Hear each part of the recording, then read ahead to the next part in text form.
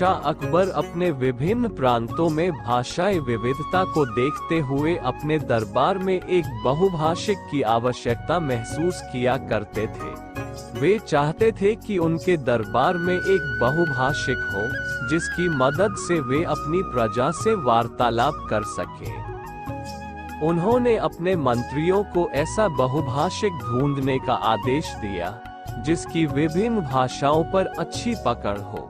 मंत्रियों ने सैनिकों की मदद से अकबर का आदेश राज्य के हर कोने में प्रसारित करवाया। कुछ दिनों बाद एक व्यक्ति अकबर के दरबार में उपस्थित हुआ। अकबर को सलाम कर वह बोला, जहांपनाह, मैं कई भाषा का अच्छा जानकार हूँ। आप मुझे बहुभाषिक के पद पर नियुक्त कर लीजिए। अकबर ने उसकी परीक्षा लेने के लिए अपने दरबारियों को उससे अपनी अपनी भाषाओं में बात करने के लिए कहा। एक एक कर दरबारी अपनी भाषा में उस बहुभाषी से प्रश्न करने लगे। बहुभाषी ने सभी को उनकी ही भाषा में उत्तर दे दिया। भाषा पर उसकी पकड़ देखकर अकबर बहुत प्रभावित हुए। उन्होंने उसे अपने दरबार में बहुभाषी नियुक्त करने का निर्णय कर लिया और उससे बोले, तुम्हारे भाषा ज्ञान से हम बहुत प्रभावित हैं। हर भाषा में तुम इतने धारा प्रवाह हो कि लगता है अपनी ही भाषा बोल रहे हो। हम तुम्हें अपने दरबार का बहुभाषी नियुक्त करते हैं, लेकिन हम ये भी जानने को उत्सुक हैं कि तुम्हारी मातृभाषा क्या है। इस पर बहुभाषी बोला, जहांपनाह, मैंने सुना है कि आपके दरबार में बहुत बुद्धिमान मंत्रीगण हैं। क्या उनमें से कोई बता सकता है कि मेरी मातृभाषा क्या है? दरबारियों ने अपने अनुमान के आधार पर बहुभाषी की भाषा बताने का प्रयास किया, लेकिन किसी का भी अनुमान सही नहीं निकला। ये देख बहुभाषी हंस पड़ा और बोला, जहांपनाह, लगता है मैंने गलत सुना है। यहाँ तो कोई भी बुद्धिमान दिखाई नहीं पड़ता। इस बात पर अकबर को बहुत शर्मिंदगी महसूस हुई। उन्होंने बीरबल की ओर देखा, जिसने अब तक बहुभाषी की भाषा बताने का प्रयास नहीं किया था। अकबर को अपनी ओर देखता पाकर बीरबल अपने स्थान से उठ खड़ा हुआ और बोला, जहांपनाह, मैं कल बता दूंगा कि इस बहुभाषी की भाषा क्या है। उस रात बहुभाषी को शाही अतिथि गृह में ठहराया गया। अगले दिन वह अकबर के दरबार में फिर से उपस्थित हुआ। अकबर से बीरबल से पूछा, हाँ बताओ बीरबल, क्या है इनकी मातृभाषा? इस पर बीरबल बोला, हुजूर, इनकी मातृभाषा बांग्ला है, आप इनसे पूछ लीजिए।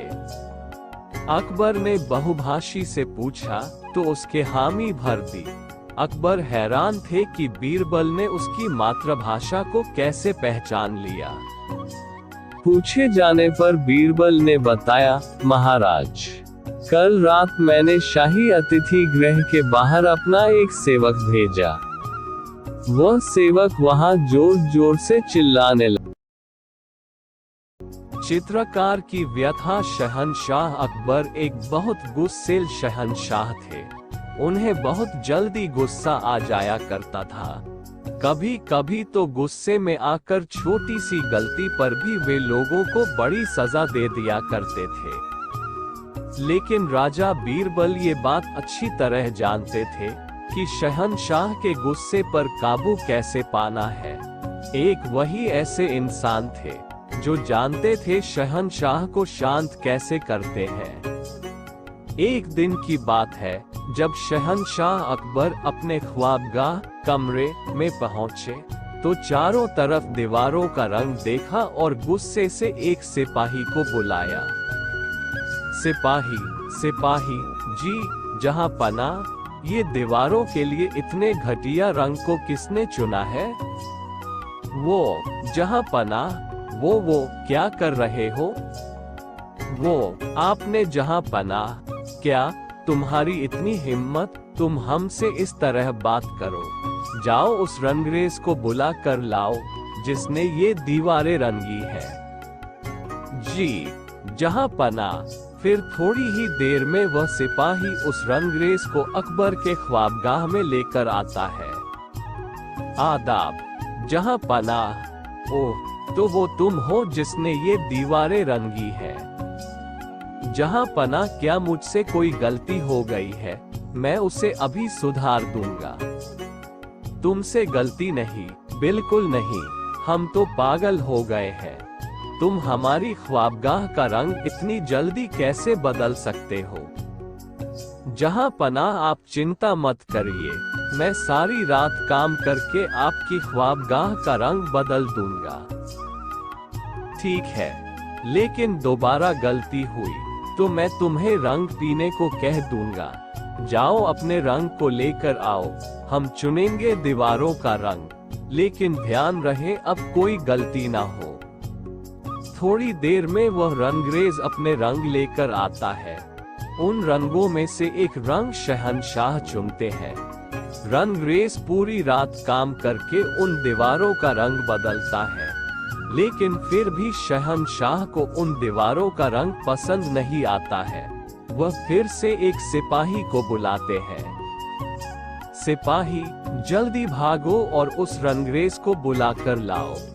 सिपाही बिना कुछ कह जल्दी से भागता हुआ रंगरेज को बुलाने जाता है। आदाब, जहां पना। हमारे मना करने के बाद भी इतना घटिया रंग इन दीवारों पर किया है। जाओ, अपने रंग लेकर आओ।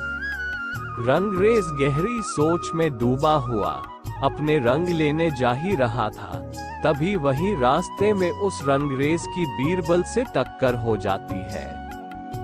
माफ करें राजा बीरबल, कोई बात नहीं, लेकिन तुम इतने परेशान क्यों हो?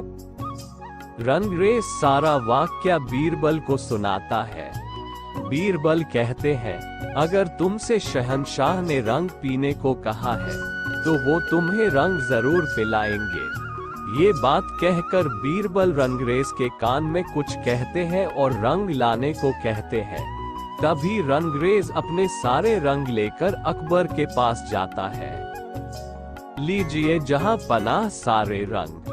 अब तुम्हारी सजा ये है, तुम ये रंग पियो और कल तुम्हें इस ख्वाबगाह का रंग बदलना है। लेकिन जहां पनाह, ठीक है। और रंगरेज उन घड़ों में से एक घड़े का रंग पी लेता है।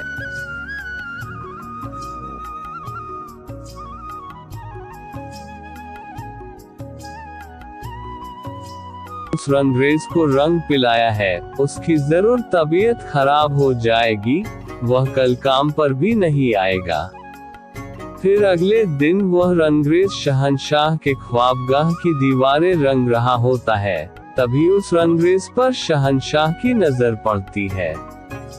शहंशाह हैरान रह जाते हैं और सोचते हैं, मैंने तो इसे कल रंग पिलाया था, पर यह आज काम पर कैसे आ सकता है? उसी वक्त शहंशाह उसके पास जाते हैं।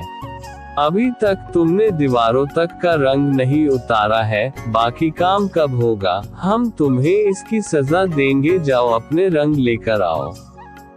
रंगरेज घबरा जाता है और बीरबल से मिलने जाता है। बीरबल फिर कोई तरकीब उस रंगरेज को बताते हैं और कहते हैं, तुम घबराओ मत, सब ठीक हो जाएगा। रंगरेज अपने रंग लेकर शहंशाह के पास जाता है। लीजिए जहां पनाह, मैं रंग ले आया हूँ। आज तुम्हें इन घड़ों में से 2 का रंग पीना है। रंगरेज पहला घड़ा उठाता है और पीने लगता है। शहंशाह उसे रंग पीता देख बहुत हैरान हो जाते हैं और कहते हैं, ठहरो। रंगरेज को रोककर शहंशाह दूसरे घड़े का रंग चखते हैं और कहते हैं, क्या ये तो शरबत है? तुम्हारी हिम्मत कैसे हुई हमसे धोखा करने की? तुम्हारी ये जुर्रत, बताओ ये तरकीब तुम्हें किसने बताई, बताओ। तभी उसी समय बीरबल वहां आते हैं और कहते हैं, जहां पनाह, ये तरकीब हमने इसे बताई। गुस्ताखी माफ। आपको शांत करने की कोई और तरकीब नहीं थी, इसलिए मैंने ऐसा किया। अकबर जोर से हंसते हैं और कहते हैं, हमें पहले ही समझ जाना चाहिए था। इस सब के पीछे कोई और हो ही नहीं सकता। बीरबल, तुम्हें हमारे गुस्से पर काबू पाना बखूबी आता है, लेकिन हमें ये बात समझ नहीं आ रही कि तुम्हें पता कैसे चला कि आज मैं इसे कौन सा रंग पिलाने वाला हूँ। जहाँ पनाह, मुझे ये नहीं पता था कि आप आज इस रंगरेज को कौन सा रंग पिलाएंगे, इसलिए मैंने रंगरेज से रसोई में से सभी रंगों के शरबत बनाने को कहा। वाह बीरबल, बहुत खूब, आज आपने हमारे गुस्से से एक जान बचा ली। पता नहीं हम गुस्से में क्या कर बैठते, जैसा मैं हर बार कहता आया